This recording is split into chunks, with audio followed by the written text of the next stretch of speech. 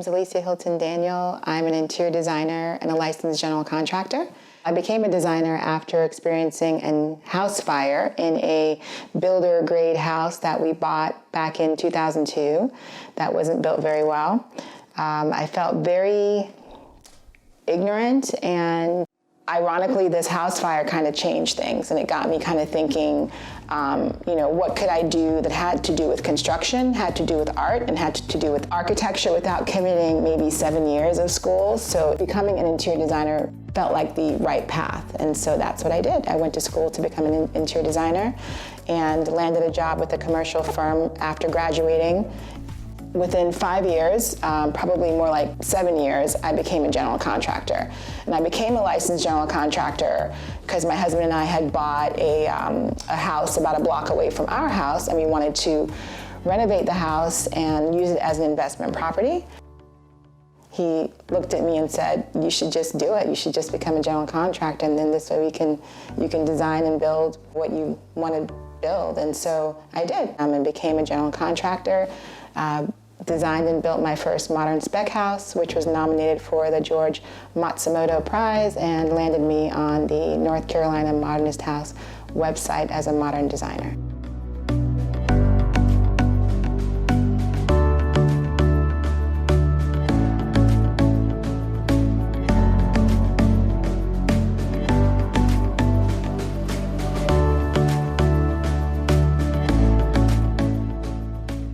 So we're 2 years in with my company, Hylton Daniel Design and Construction, and we are taking no more clients for this year. That's how booked we are.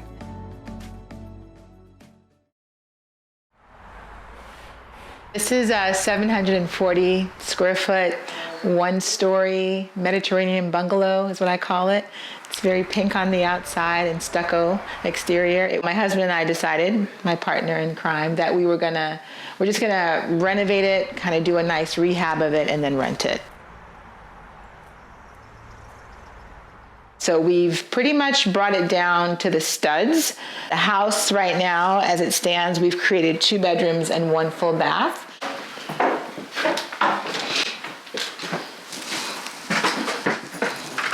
I mean, we're still kind of working out some kinks back here, but this was the exterior wall here, and there was a door on this side that took you, I guess if you were on the deck, it was just like a little shed attached to the house. So we closed off the entrance, and we blew out this wall. We blew out the exterior wall, and we'll put a washer, a dryer, and we kind of create this little hallway here and a little bench, like a little mudroom area. And if I step really hard, I'll probably fall through the floor. We're still trying to build this up and get it structurally sound so that it's safe. And then we're gonna tile back here. All right, and then it's such a small house, so we're gonna see if we can even peek in at the bedrooms. All right, so we have 2 bedrooms. Nothing special, but bedroom 1, and we have a little shallow closet that's going to be awesome. Can't wait for you guys to see it. And this is the main bathroom, which we completely actually extended it. So if you can believe it, the bathroom was a lot smaller. The wall was actually right where my foot is. And toilet was there and sink was here. So we just completely did away with that and just extended the bathroom, pushed the hallway out, and then made this a bedroom. So I am a very kind of a dark comedy kind of a girl. Like, I love films like Fargo, and and so a lot of the projects that I do, I kind of find parody or will like use lines from like kind of dark movies, and Victoria's always like, "Where do you get that from?" Like, in this particular house, there was a hatch in the floor, and literally you can open the hatch and there is a crawl space at standing height. And all I could think about was Buffalo Bill. And I was like, there's no way anyone's gonna live in this house with a hatch, right? And so we had to keep the hatch there just for the purposes of, well, it was helpful. It was useful because we had to do so much work under the house. And once we were able to fix that, we got rid of the hatch. But it was a joke. It became like, Alicia's coming, open up the hatch. So this house has been a challenge. It's a little house, but It sits on a hill, so it was built in 1920. So we brought a structural engineer on site, and he basically said that probably in the next 10 years, the house it's literally falling down the hill. It's being held up by all the trees outside. So we had to hire a soil specialist who recommended that we put helical piers in the crawl space. And so that's what's now holding the house together. I think one of the main challenges of the house is how to get up to the house, because it sits about 18 feet from grade, from the sidewalk. And because the lot is so dense, the stairs they're dilapidated. They're very shallow, even for, someone like me that wears a 7.5 shoe. I can't get my the full length of my foot on one of those treads. So we're going to be taking out the stairs at the main entry and making them deeper. At the back of the house, or getting into the back door, it looks like they just did like some industrial metal stairs. It looks like it came off of a plane. Unfortunately, right now, we're probably not going to do much about that, only because they're in good shape and they offer some traction. They're just metal steps and they have a good handrail.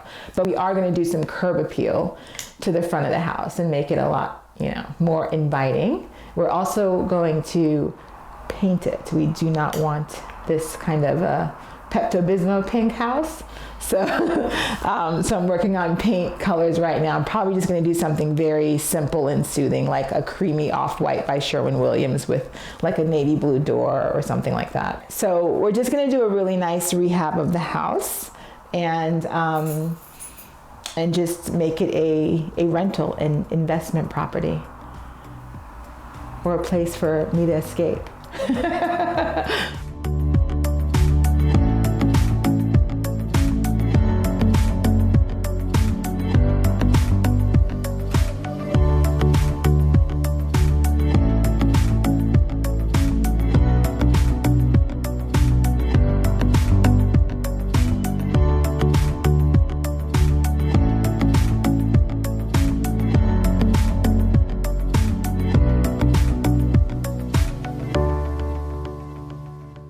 So welcome to our sweet little 750 square foot rental.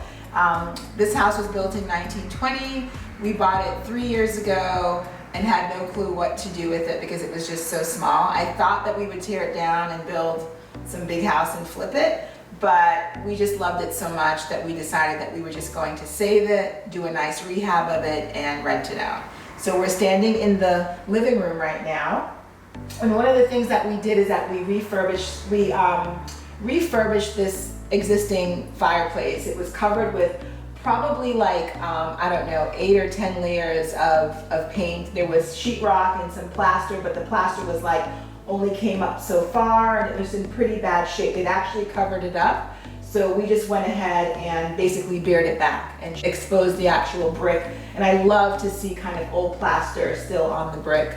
And then we made this gorgeous mantle just out of some ash solid wood that we had kind of waiting to be used. So it came in perfectly. We added a bit of modernness to it because it's kind of asymmetry, just to kind of go with the lines of the fireplace.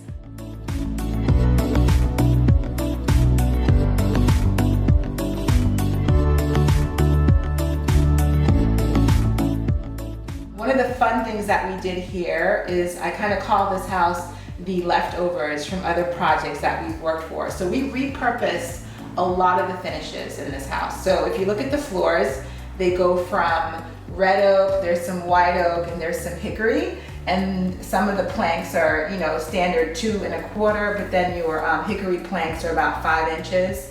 So that was a lot of fun. I wasn't sure how that was going to turn out. I just called my flooring guy and I said, what do you have left over? And we kind of brought together what I had left over and what he had left over, and it worked out really nicely.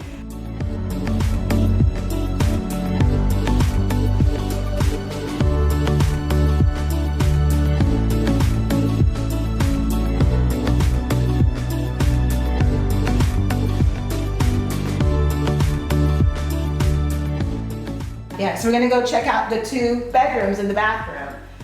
So here is our bathroom, the only bathroom in this small 750 square foot house, but it's a very luxurious bathroom. And what we did is that we created a sweet little niche in this bathroom to kind of give you more storage for towels, toiletries, whatever. So it's a very sweet space. There's even some natural light in the bathroom, and we painted it in a, I think I did this in sea salt. Yeah, Sherwin-Williams sea salt paint.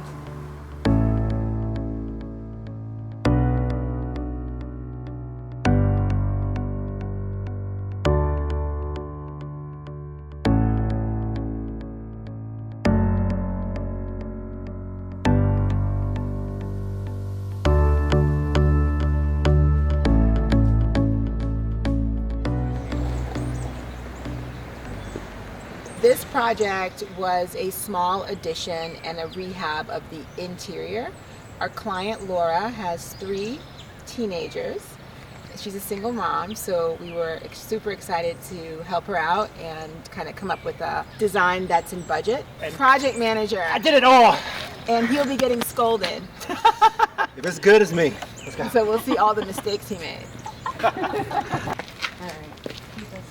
Gosh, this was an avocado green kitchen. And yeah, right? And it was all walled off, and it was like a galley. And then there was a wall that separated the kitchen from the dining. So we just blew out the wall, gave Laura a larger kitchen. There was a huge fireplace there that came into the room like 4 feet. So we took that out because it was just not useful, and we vaulted these ceilings to kind of make it feel a lot bigger and airier in the space. Like here? If you say so. Okay. I'm gonna go with you. All right, I'm gonna lower it like Okay. maybe like 5 more inches. Okay. All right, he and I will take a tape. As you shrink at 70, and I shrink with you, that you and I can walk under it. Too short. Right. Right now it's probably, Oh, by the yeah, time there's you put the shade on, you're maybe at 24. I need like 3.5 more inches. Okay. All right, you haven't cut anything yet, right? It's all I Perfect. push it in here. Okay, all right. So now we're just hopefully getting things wrapped up.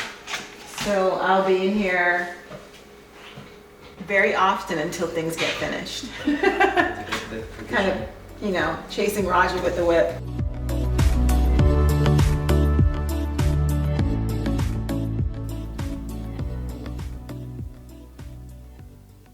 Let's talk about Laura's kitchen. Oh yeah. I mean, Probably one of the nicest kitchens I've ever done. yeah. And we planned it so that the cleaning people came in and totally would just, did a nice job cleaning the house, and then we needed to have the last coat of poly on the hardwood, the clear oak floors, and then she could move in.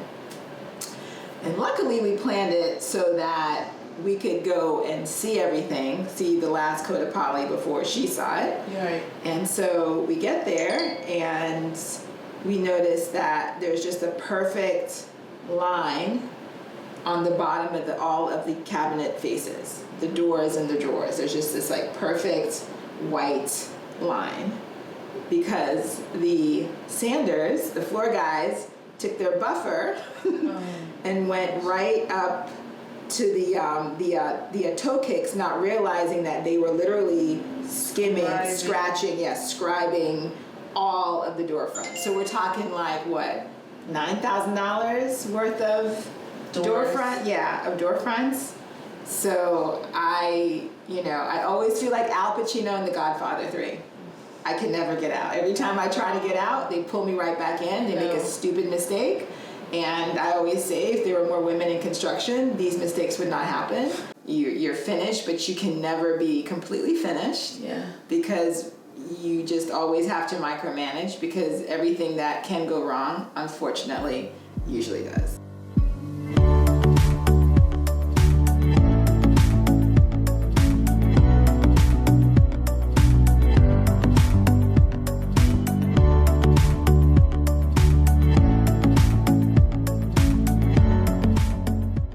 Out that wall because Again, Laura has 3 children, but she also has large dinners. During the holidays, family comes from far. So we were able to open up this wall, thereby extending this dining room. It just feels very luxurious, and it looks really beautiful actually when you're in the kitchen and you can look into the dining room. Laura's just done a gorgeous job with the furnishings that she's chosen for the house. Everything just fits seamlessly and it looks very lived in, which is what I love. This is the master. Again, the house was built in 71, so the rooms are not large like homes of today. So this is a very nice, modest master bedroom. The most exciting transformation that we did was to the master bathroom. Again, it's a small bathroom. It used to have black gloss tiles, so I can't wait to take you in there and show you. This is a pretty tight bathroom for, would have been standard or typical for a 1970s house. This bathroom had a pretty big transformation. The shower had a lower ceiling, probably about a 7.0 ceiling, and there was black gloss tile everywhere. There was a yellow toilet and a yellow sink, and I think the floors were either vinyl or linoleum. But anyway, we pulled all that up. Laura loved Spanish tile and loved blues, so we were able to find a gorgeous tile for her, and then we went ahead with a larger kind of a 12 by 24 gloss tile for the rest of the walls. And so the bathroom feels so much bigger and so much more luxurious than it did before. My 15-year-old said, I think this place feels more like home. It's been great to go through the process with Alicia and see things manifest, and looking at cabinets and a million things and then narrowing things down. And then it's a lot of work, right? Where is the alcohol?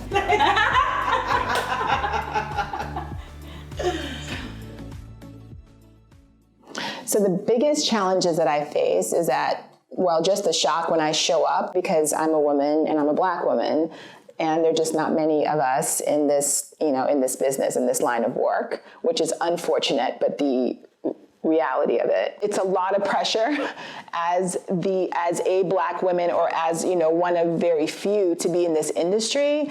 So, and a lot of times I've gotten higher pricing, coming in as a woman and a Black woman and pricing a project and knowing good and well that tile installer or that HVAC sub is giving me a higher price than he has my colleague. So even though I'm in this business, I am very much involved and have friendships with other general contractors. So there's a lot of kind of back and forth, and we share a lot of our experiences. I've had to be vetted. So I think that's the big difference. Because I'm a woman, because I'm a Black woman, I always have to prove myself. I always have to be, vetted by, mostly white male people in this industry. So that's been tough. But, it's just the way it is, and I'm not gonna stop what I'm doing. I'm not gonna let anybody tear me down. If anything, I'm gonna get better. I always say finishing the last 10% of a project is the most brutal.